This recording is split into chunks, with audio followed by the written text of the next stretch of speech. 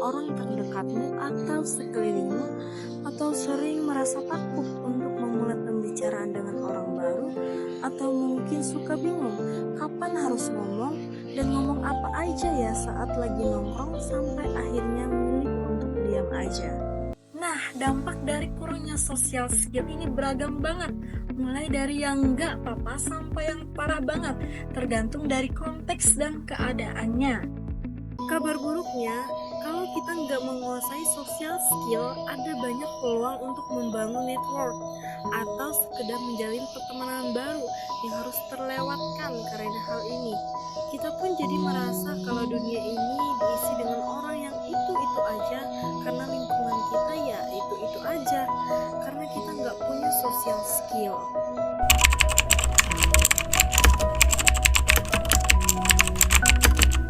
Terus gimana nih Kak caranya supaya kita mempunyai social skill yang baik?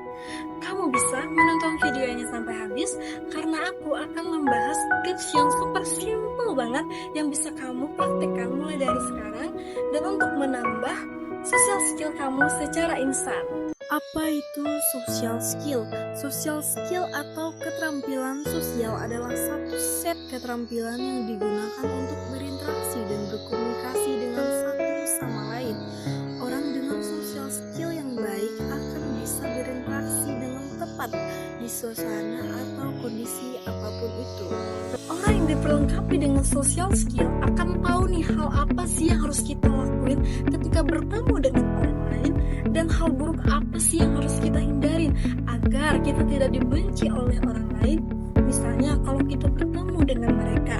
Jadinya social skill ini bakal mencegah adanya kesalahpahaman konflik atau hal-hal yang tidak diinginkan dalam situasi sosial. Kita jadi taunya ekspresi apa aja yang harus kita keluarin, kapan harus mengeluarkannya, dan kita jadi tahu apa yang harus kita omongin dan gimana cara kita ngomongnya pas lagi di tengah-tengah orang lain. Sekarang pertanyaannya, kenapa mengembangkan social skill itu penting? Memulai interaksi dengan orang lain itu juga memiliki peran dalam mengembangkan dan menjaga hubungan dengan orang lain. Salah satu komponen dari social skill adalah sensitivitas. Dengan kita mempunyai sensitivitas yang baik dan tinggi terhadap orang lain, kita jadi lebih bisa reseptif terhadap emosi orang lain. Dengan ini, hubungan kita dengan orang lain akan jadi lebih mendalam dan lebih berkualitas.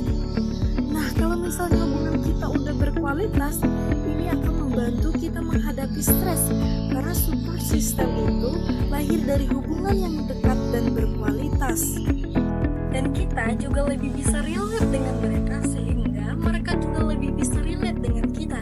Ini yang akan menimbulkan chemistry yang baik, sehingga kita dapat berinteraksi dengan mereka secara optimal. Nah, sekarang kita akan membahas gimana caranya kita bisa melatih yang membuat kita menarik di mata orang lain. Ini akan simpel dan basic banget, tapi please jangan diremehin karena ini sangat efektif. 1. Tersenyum. Ketika kita berinteraksi dengan orang lain, kita nggak bisa mengharapkan orang yang selalu menghampiri kita duluan, tapi kita bisa memulai interaksi dengan senyuman dan sapaan. Jadi kalau kita ketemu nih dengan orang lain, kita senyumin aja dulu, tapi senyumnya santai aja. Karena kalau kita senyum dengan santai, otak kita itu akan ada yang namanya neurons, di mana neuron dan neurons yang ada di dalam otak kita akan berfungsi untuk mencerminkan apa yang akan dilakukan oleh lawan bicara kita. Jadi otomatis ketika kita tersenyum dengan mereka, apa yang akan dilakukan oleh lawan bicara kita? Tersenyum juga kan pastinya mereka. Nah, dengan ini kita akan memulai percakapan non verbal yang bagus dengan mereka. 2. Beranikan diri untuk berbicara. Biasanya penyakit dari kita yang kurang pede adalah kalau lagi ngumpul itu tuh gak berani ngomong, jadi pendengar doang. Ada yang ngejokes atau ketawa, tapi gak nyoba untuk buka atau memimpin pembicaraan. Nah, mulai dari sekarang, pas kita lagi ngumpul, coba deh misalnya kita lagi meeting, lagi kumpul keluarga, atau lagi kumpul sama teman, coba deh kita yang mulai pembicaraan tersebut. Jangan cuma jadi pendengar. Supaya apa? Ya supaya kita latihan. Nah, mungkin kamu nanya bisa pakai satu cara dari The Social Skill Guidebook.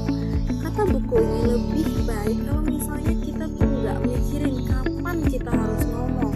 Jadi kita overthinking nih di kepala kita, kapan ya harus ngomong, ini waktu yang tepat nggak ya? Jangan mikir kayak gitu. Tapi memperhatikan aja pembicaraannya, go with the flow sama percakapannya. Nanti pas ada momen, spontan aja. Apa yang perlu kamu sampaikan aja. Nah, kuncinya jangan ragu-ragu pas ngomong. Dan usahain kalau ngomong, suaranya kencang supaya kedengaran. Untuk memulai latihan ini, kita bisa dengan tongkrongan kita yang benar-benar kita nyaman.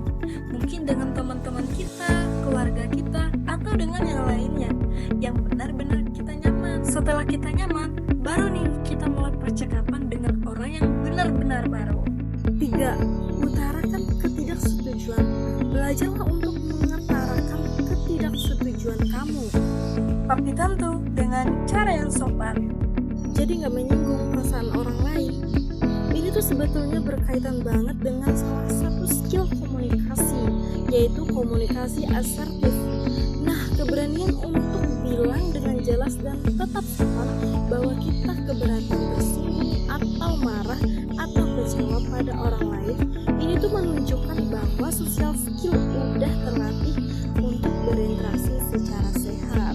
Karena yang namanya komunikasi, yang namanya obrolan, apalagi lingkungan yang udah dekat sama kita atau mungkin di mana aja, itu tidak bisa terhindar dari yang namanya perselisihan. Dan yang namanya nggak bisa terhindar nih, harusnya kita hadapi dengan elegan.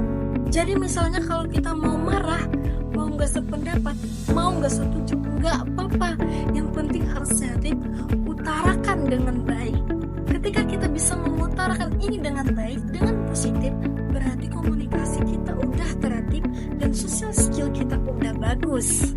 Jadi next time kalau misalnya kamu nggak setuju sama teman kamu atau lawan bicara kamu, kasih tahu aja baik-baik. Oke, demikian pembahasan kita mengenai social skill.